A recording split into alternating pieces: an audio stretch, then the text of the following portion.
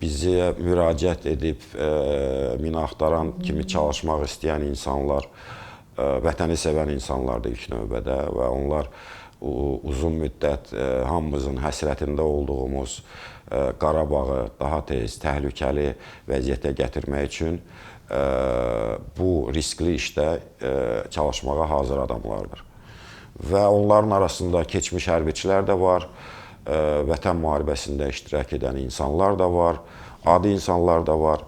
Sözsüz ki, onlar müəyyən seçim prosesindən keçməlidirlər və o seçim prosesindən keçdikdən sonra əgər onlar təlimlərə yararlı sayılırlarsa, onlar təlimlərə cəlb olunurlar. Treninqlər bitdikdən sonra onlar işə cəlb olunurlar və hardasa 2-3 ay ərzində onlar orada on-job training formasında çalışırlar. Yəni, bütün o iş sahəsinə, iş tələblərinə uyğunlaşdıqdan sonra onlar tam şəkildə mina təmizləmə fəaliyyətinə qoşulurlar.